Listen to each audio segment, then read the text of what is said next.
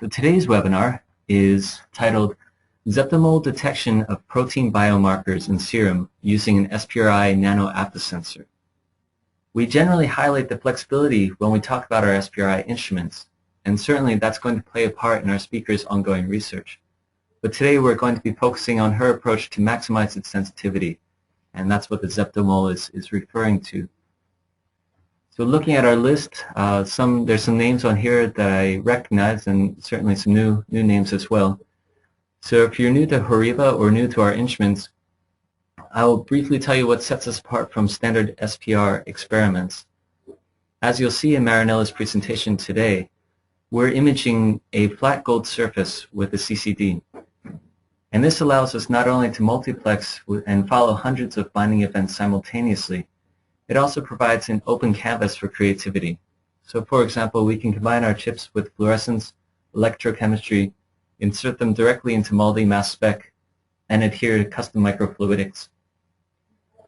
During our broadcast, if you experience any technical problems viewing or hearing the presentation, please use either the chat box or the question box, and those should come directly to me. I'll try to work with you and get things cleared up. At the very end of the presentation, we're going to have a question and answer session.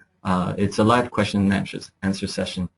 So our first broadcast this morning, we had many more questions than we could handle during that time. And if we don't get to your question, I apologize. We will follow up with you afterwards to either start a dialogue or get you an answer.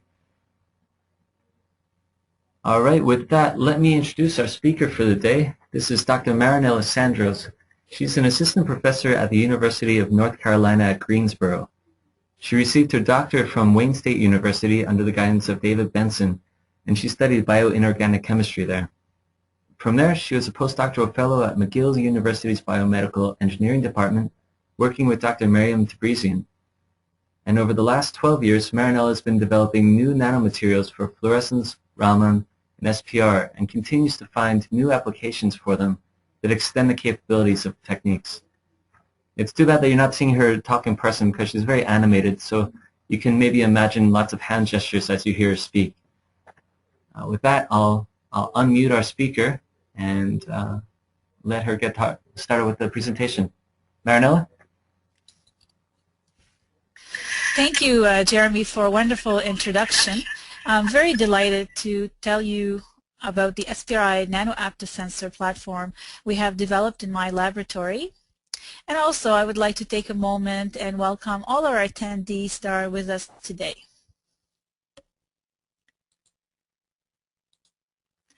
Briefly, I will cover the following topics. I will start off with a general explanation of SPRI technology and relate how SPRI can be a useful tool for biomarker detection. In addition, I will spend a little time comparing ELISA to SPRI. Finally, I will discuss the construct of our proposed ultra-sensitive SPRI platform.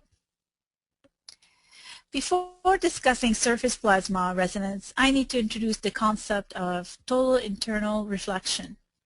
So when you have a light beam hitting a prism, the light is bent towards the plane of the interface. When it's passing from a denser medium, being here the glass, to a less dense one, which is present here as the air, this is known as refraction. Changing the incident angle changes the outcoming light until the critical angle is reached. At this point, all the incoming light is reflected within the prism. This is called total internal reflection. So the light cannot exit the medium and is effectively trapped in the denser medium. Surface plasma resonance is a powerful technique to measure biomolecular interactions in real time in a label-free environment. SPR is an optical technique that measures the refractive index within 300 nanometer of a sensor surface. Now, surface plasma is basically electromagnetic wave propagating along the surface of a thin metal layer. And here in our example, we have gold. Excitation of surface plasma is based on total internal reflection. This means when an incident beam of p-polarized light strikes an electrically conducting gold layer at the interface of a glass sensor with a high refractive index, an external medium having here we have is water, which has a lower refractive index, and at a given angle the excitation of the surface plasma takes place, resulting in a reduced intensity of the reflected light due to resonance energy transfer between evanescent wave and surface plasma. Basically what happens is the photons are converted to plasma, or we can say free electrons at the surface of the biochip absorb incident light photons and converts them into surface plasma wave. As shown to your right, a dip in the reflectivity of the light is seen under these SPR conditions. The angle at which the resonance occurs in our example, theta 2, is extremely sensitive to any change in the refractive index of the medium adjacent to the metal surface, and such changes can be monitored by recording the intensity of reflected light when the system goes out of resonance. This is the basis of surface plasma resonance measurements. The resonance conditions are influenced by the material adsorbed onto the thin metal film. There's a satisfactory linear relationship between the resonance energy and the mass concentration of the biochemically relevant molecules, such as proteins, sugars, and DNA. The SPR signal, which is expressed in resonance units, is therefore a measure of mass concentration at the sensor chip surface. This means that the analyte and ligand association can be observed, and ultimately rate constants as well as equilibrium constants can be calculated. While, as shown here, one of the interactants is immobilized to the sensor surface, the others are free in solution and pass over the surface. Association and dissociation is measured in arbitrary units and displayed in a graph called the Sensorgram. Biomolecular interaction analysis is not limited to proteins. Interactions between DNA-DNA, DNA-protein, lipid-protein, and hybrid systems of biomolecules and non-biological surfaces can also be investigated. So a lot of times when I mention that I work with SPRI, I always get the question, well, we've heard about SPR, but what is the I for? And I say it stands for imaging. However, truly, to me, it means imagination. Why I say that? Because I view SPRI biochip like a white canvas that I can paint in any way I please. This, in turn, gives me a lot of freedom and flexibility in my experiment design. The SPRI imaging technology takes SPR analysis a step further. It allows you to visualize the whole biochip via a video CCD camera. The high-resolution CCD camera provides real-time difference images across the array format. Now, when you're setting your experiment, you have the liberty, as you can see here are your spots, you have the liberty to define each spot or region of interest up to 400 spots and monitor activity of each spot at real time. As shown after a target in our diagram here, after a target analyte binds, you observe a change in reflectivity in the sensorgram to your right.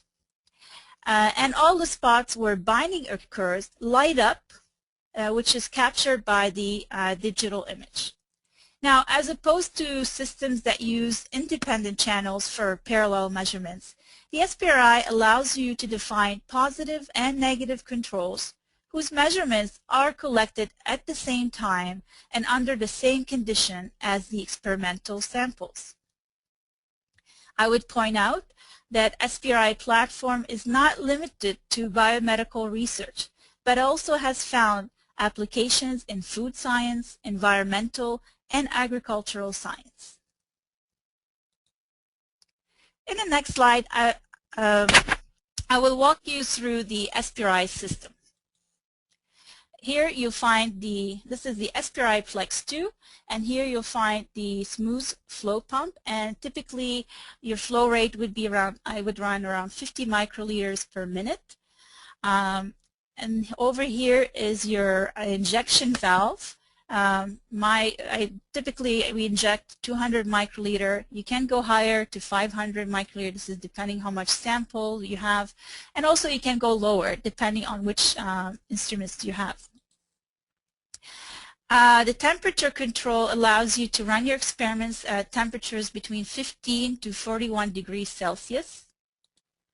And here's basically a schematic of how the optical system looks inside the instrument. And right here is where you insert your biochip, basically a prism that's coated with a very thin metal, very thin layer of gold. And here's your flow cell. This is an illustration of the SPRI Optical system. So an LED source is sent towards the functionalized gold surface through a high refractive index prism, resulting in the excitation of the surface plasma. And after reflection on the chip, the beam is intercepted by CCD camera, where it collects the output signal. The definition of a biomarker is an indicator of a biological state. In a sense, it relays information about a change in expression or state of a protein that correlates with the risk or progression of a disease. Blood-based biomarkers are not limited to proteins, but also can be DNA or RNAs, microRNAs, peptides, and cells. Since the molecular changes that occur during tumor development can take place over a number of years, biomarkers potentially can be used to detect cancers early, determine prognosis, and monitor disease progression and therapeutic response. Detecting any disease early, including cancer, is very important because it usually means more opportunities for different interventions and therapies, with increased potential for improving patient survival and quality of life. For a biomarker to be clinically useful, analytical methods must be available that allow reliable measurement, optimally with capability for high throughput tests, prompt turnaround time, and reasonable cost.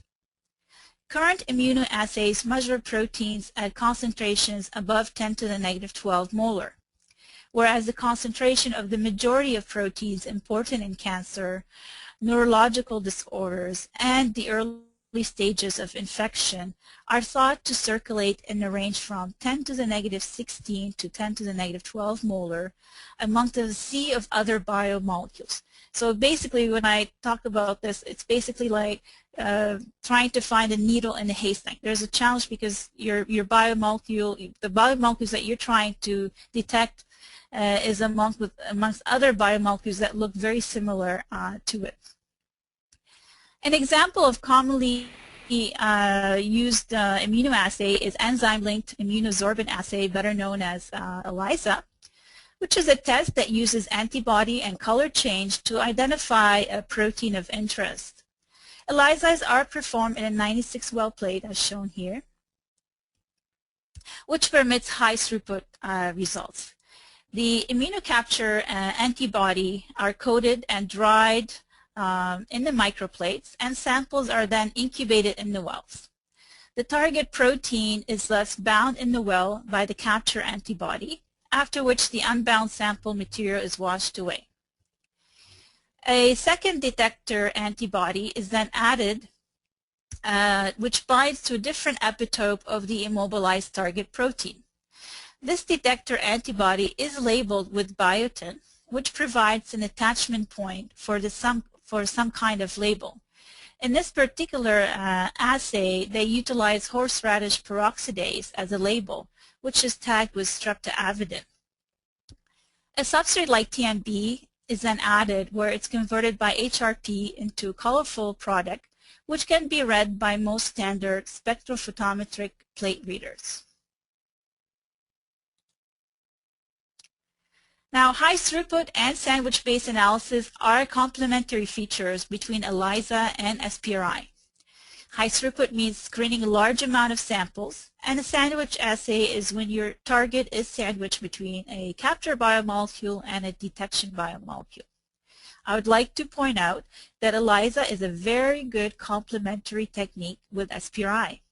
However, SPRI can provide you with additional features such as real-time monitoring, multiplexing, which means the ability to detect multiple analytes simultaneously, and label-free analysis, where you don't have to label your analyte. Now, to me, the most attractive feature about SPRI for me is the multiplexing. This is very, very attractive, as the current literature stresses the need for simultaneous biomarker panel monitoring to improve accuracy of diagnosis. So basically, the ability to detect panel of biomarkers can better help clinicians identify or can identify disease. So there are two established techniques for biomarkers detection with SPRI. One is a label-free method where you directly detect the analyte, as shown to your left here. However, if your analyte concentration falls below the limit of detection of the instrument, you need to resort to a sandwich-type assay in order to amplify the SPRI signal, as shown to your right. Here's an example where they use gold nanoparticles tagged to detection antibodies, and the amplification occurred as a result of the coupling between the localized surface plasma resonance of the gold nanoparticle and the propagating surface plasma resonance of the gold film. Observing that there was a lot of work focusing on using gold nanoparticles for SPRI signal enhancement, I became very curious what would happen if we introduced quantum dots. The reason I chose quantum dots is because I've been working with them for a long time, and early on in my research career, I realized they are very good communicators. Now let me take a moment to explain to you what are quantum dots. Quantum dots are a special class of semiconductors which range from 2 to 10 nanometers in diameter. Because of their unusual high surface-to-volume ratio, quantum dots display unique optical and electrical properties that are different in character to those of the corresponding bulk material. The most apparent of these is the emission of photon under excitation, which are visible to the human eye as light. Moreover, the wavelength of these photon emissions depends not on the material from which the quantum dot is made, but its size.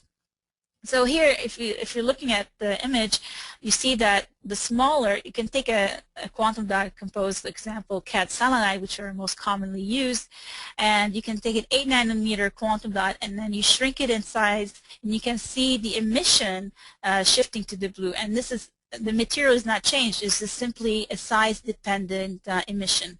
And as you can see, they're extremely bright fluorophores too. Now, a good way to understand the special optical and electronic properties is to look at their bulk counterparts. So in this example, we're comparing cadselenide bulk semiconductors to cadselenide quantum dots. The bulk semiconductors, their band gap is fixed. It's a fixed parameter, and it's only determined by the material's identity. However, the situation changes in the case of quantum dots because of their small size. The electrons in the quantum dots are confined in a small space. And when the radii of the semiconductor nanocrystal is smaller than the exciton Bohr radius, and the exciton Bohr radius is the average distance between the electron in the conduction band here to the hole that is left behind in the valence band. When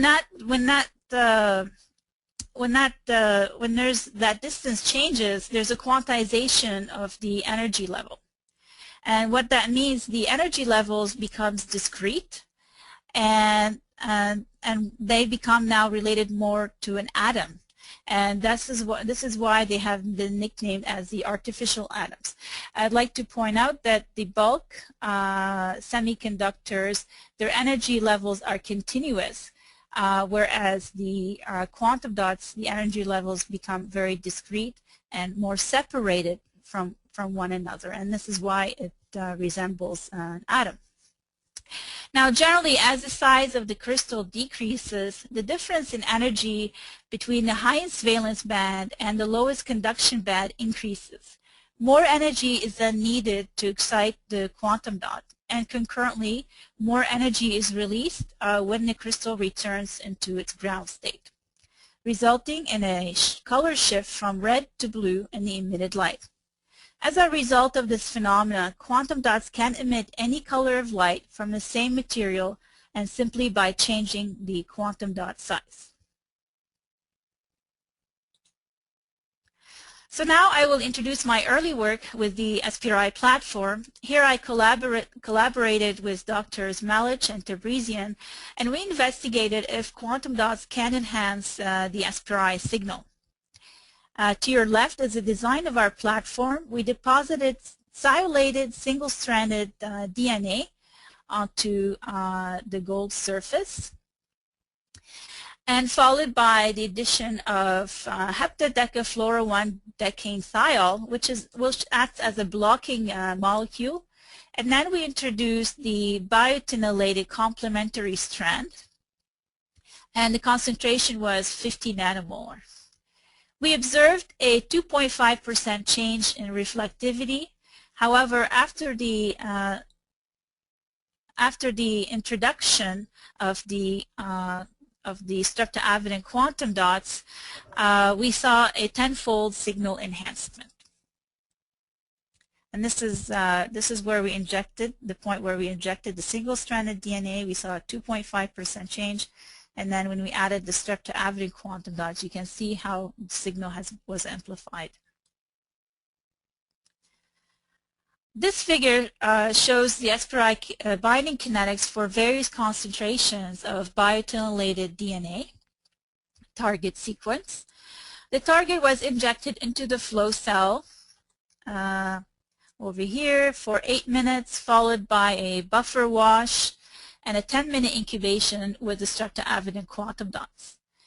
The corresponding concentration gradient is plotted where each point represents the average value of the reflectivity difference between initial and final buffer injections, calculated from 3 SPRI kinetic curves. For comparison, the concentration gradient curve is also plotted for DNA hybridization assay without the amplification step in red.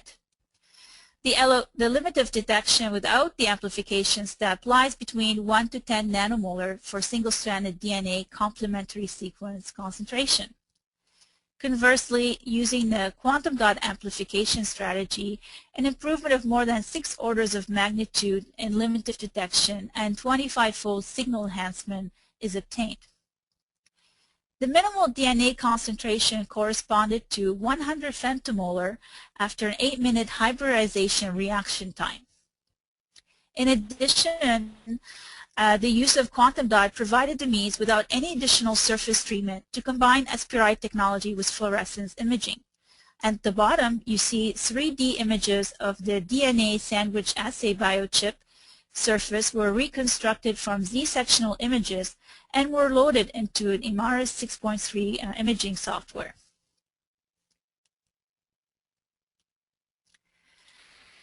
So then we wanted to assess if quantum dots enhances SPRI detection and this can occur with a different biomarker. And the biomarker we chose is prostate-specific antigen. So the biosensor was functionalized with a mixture of sialated PEG that has carboxylic group on one end, and another mixture of the PEG with OH group at the opposite end.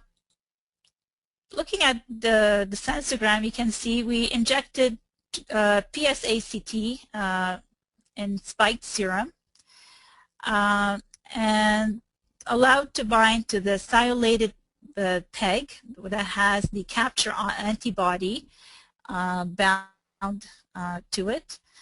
And then we added the PSA, then we followed by an amplification with the detection antibody. And then we added the streptoavidin quantum dots. And as you can see here, that direct antigen detection is incapable of distinguishing between the antigen binding and control. And we use an antibody that binds to IgG as our control, while the sandwich assay allows a specific detection of the PSA-CT complex at the concentration of interest. Now the corresponding difference image shows time-lapse binding kinetics for the initial buffer, which is around here, so at T0. And here's the injection of the PSA-CT, and you can see that binding is to your left. Let me point out is our target antibody that binds to PSA-CT, and this is our control antibody. And then you can see that both sides light up, as also seen as a large change in reflectivity here. And then after the buffer wash, you can see the spots are dimming. And then you can also see clearly that only to the detection antibody is only binding to your PSA-CT antigen, or to your experimental side, and not binding to the control. The addition of the quantum dots, you can see them highly illuminated. This correlates directly to the change in reflectivity. And after the buffer wash, you can see that it's still illuminated. So we've showed that QD's SPRI signal enhancement is a universal, meaning it can enhance the detection of various types of biomarkers. However, we wanted to probe how is the signal enhancement is occurring, and so we decided to assess quantum dots that emit at different wavelengths. Our first hypothesis is it just a mass loading effect, or could there be another phenomena that is occurring? If you look at the 800 nanometer quantum dot compared to the 780 nanometer, which are there's very little difference in size, however, we see a marginal difference in their amplification signal. This in turn revealed that there could be something else going on. And after looking through the literature, there were reports that the interaction of quantum dots and propagating surface plasma generated from a silver nanowire were bidirectional. So what they explained is that propagating surface plasma were able to excite excitons, which resulted with the quantum dot emission, and by direct excitation of quantum dots, the exciton decay got converted to propagating surface plasma.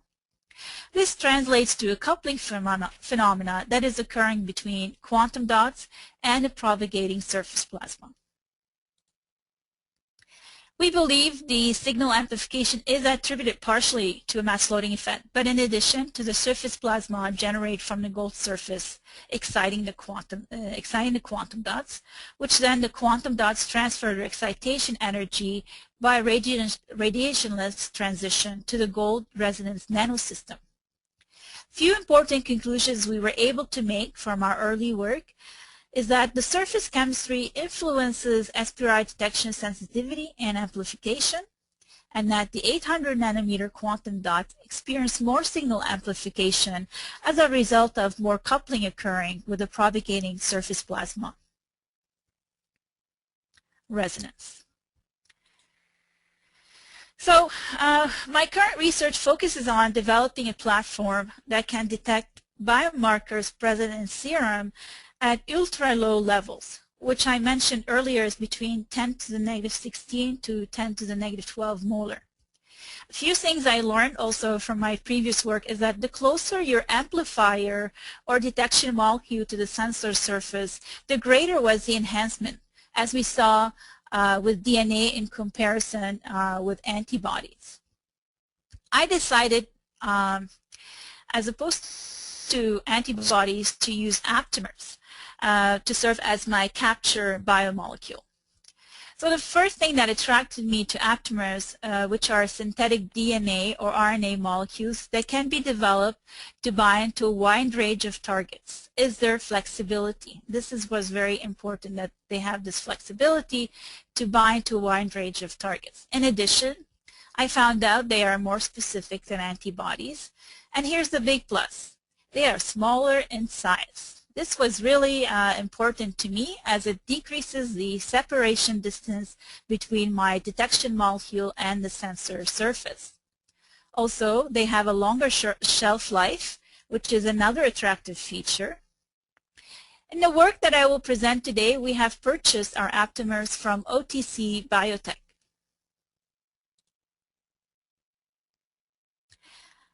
So the biomarker that I'll be talking about today is C-reactive protein. CRP is known. It's a general inflammatory biomarker and useful in diagnosing inflammatory responses in cancer, cardiovascular diseases, and neurological disorders. In the study, CRP was simply employed as a model biomarker in order to demonstrate the level of sensitivity of our proposed platform. With the flexibility of aptamer technology, we can easily swap the aptamer for our biomarker of choice to be integrated into our platform.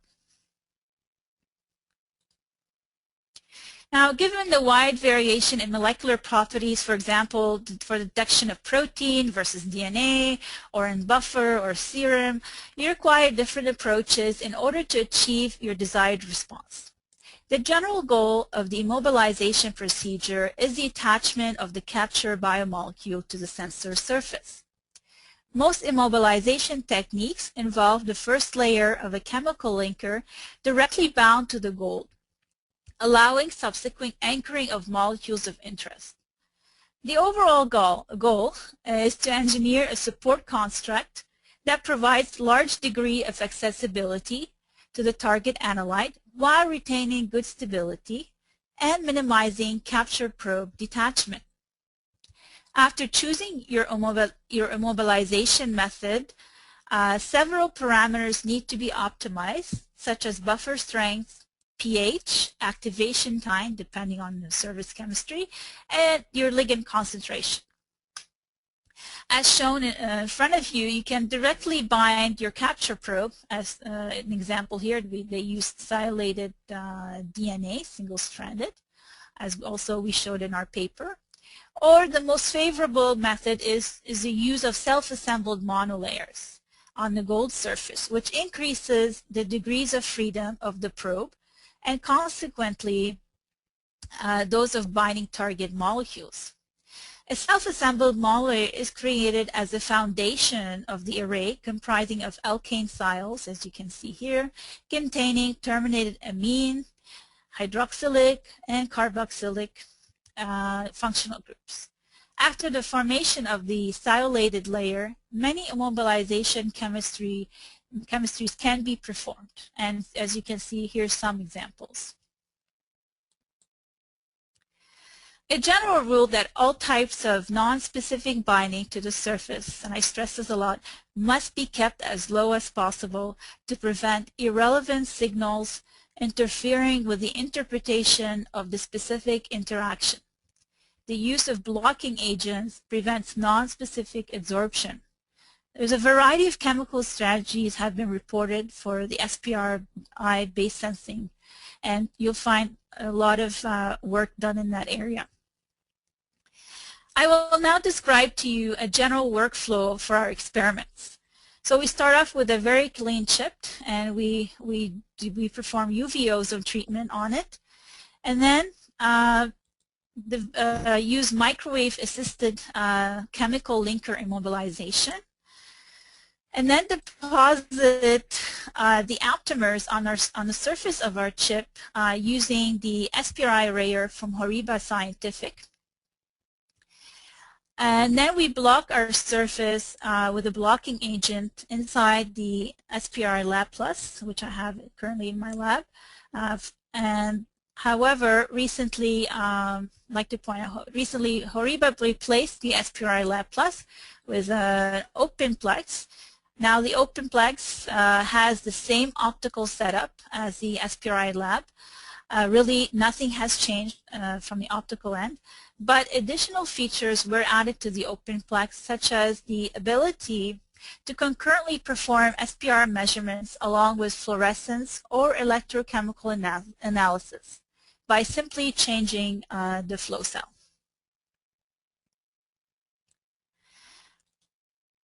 In my lab, we have investigated various immobilization methods because we are working in a complex environment. We chose extra-avidin as a direct chemical linker to the capture probe in order to take advantage of its strong binding affinity to biotinylated probes, as well as its superior anti-fouling properties against human serum proteins. As shown, the first layer involved the formation of cysteamine, which takes about 2-hour incubation, and then activated for 1 hour by glutaraldehyde, where the aldehyde groups bind to the amino groups of the extra-avidin. This last step involves the incubation of the chip in extra-avidin for 1 hour. I forgot to mention, between each step, we rinse our chips and we dry them with nitrogen. And then your chip is now ready for aptamer deposition using the SPRI arrayer.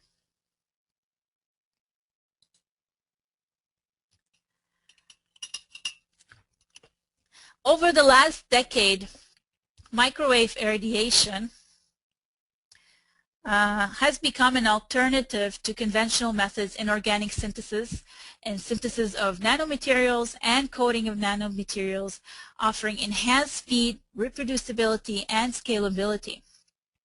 Now, microwave irradiation utilizes the ability of electric charges present in liquid or a conducting ion in the solid to transform electromagnetic energy into heat, resulting in reaction rate acceleration.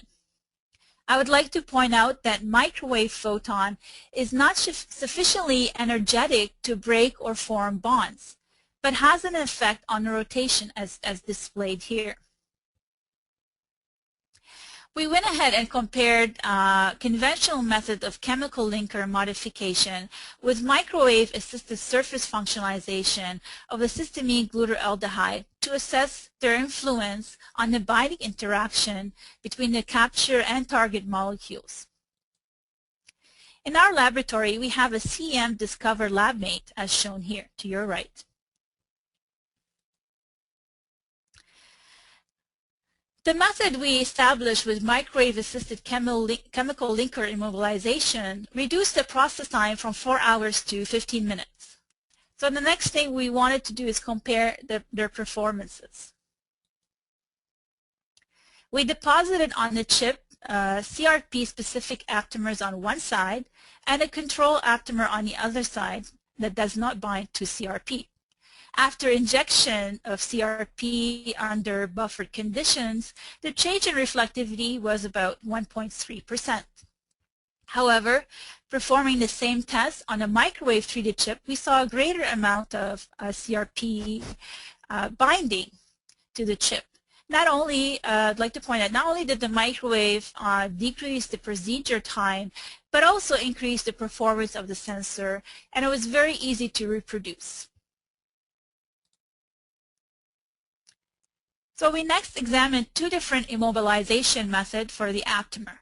The one to your left involves the addition of an Aminated Aptamer to the cysteamine glutaraldehyde surface versus the addition of a biotinylated aptamer to the cysteamine glutaraldehyde extra-avidin coated surface. In this example, we compared blocking agents between bovine serum albumin and PEG, polyethylene glycol. And these are very commonly used blocking agents. And when we looked at their performance, you can see that the PEG provided non-specific binding, controlled more than non-specific binding, but also allowed the aptamer aptamer to bind more efficiently to CRP. Similarly, we saw the same response even when we used biotinylated aptamers as opposed to aminated aptamers. As you can see here, there's also less non-specific binding and more specific binding of the CRP.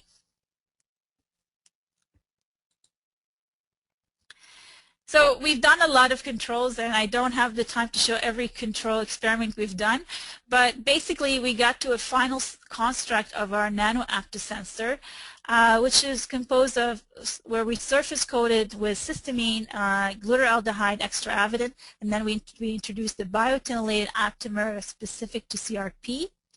It's chemically functionalized through the binding between extra-avidin and biotin. The surface is blocked with PEG, followed by the injection of CRP.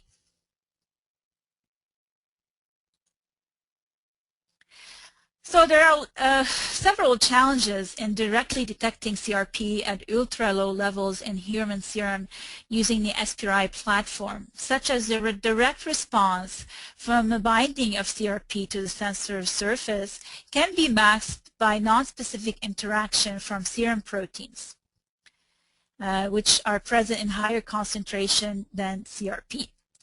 Changes in the refractive index of the injection solution from the running buffer, and analyte concentration falling below the limit of detection of the instrument. It can be seen that direct CRP detection is incapable of distinguishing between the CRP-specific aptamer, here is black, and the control. To overcome this, we employed a sandwich amplification strategy using nano-enhancers. When I say nano-enhancers, what I mean is aptamer-coated quantum dots. So after we inject the CRP spiked in human serum, we follow with an injection of nano-enhancers to distinguish between the binding of CRP to the CRP-specific aptamer and also not to the control.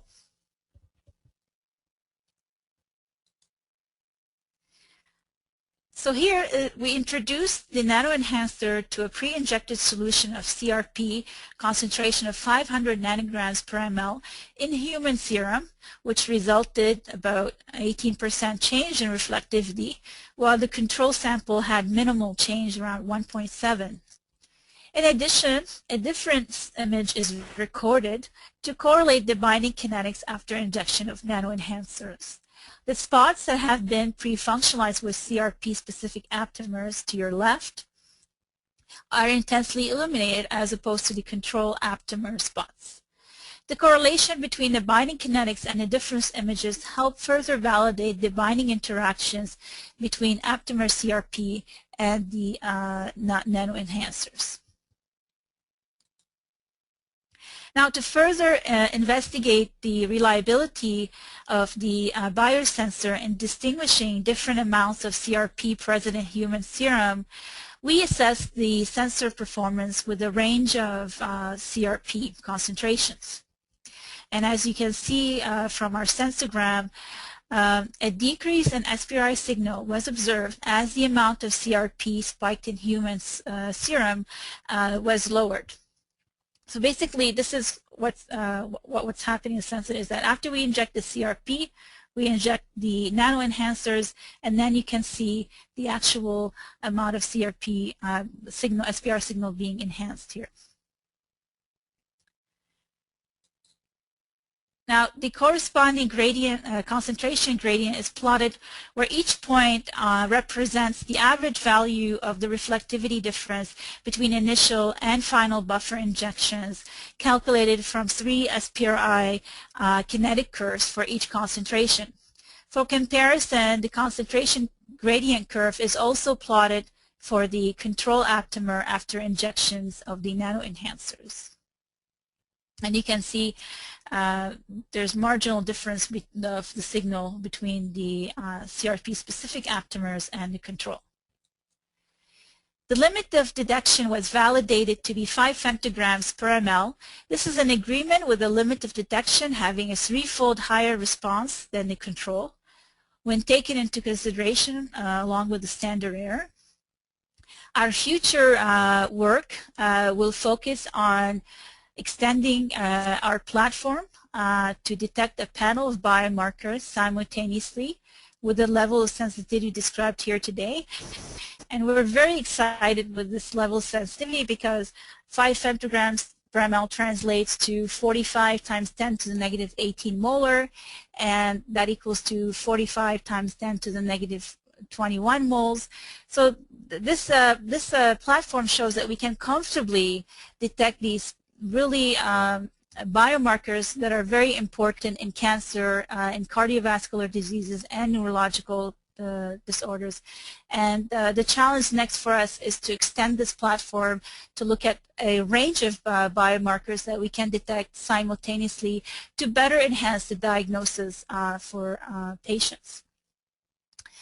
To this end, I was truly fortunate to work with brilliant scientists, Dr. Stavrizian and Dr. Malish, as I started my journey with SPRI platform, and these are their photos.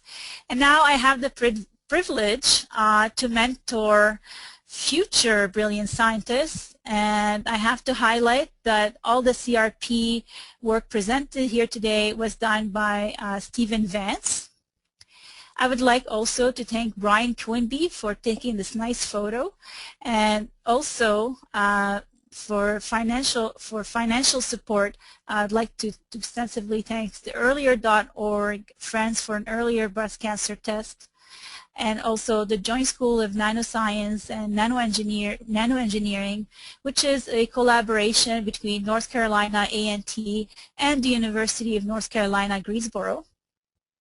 And finally, I would like to thank HORIBA for giving me the opportunity to present my work to all of you today. And last but not least, a special thanks to all of our attendees, and look forward to answering your questions. Thank you.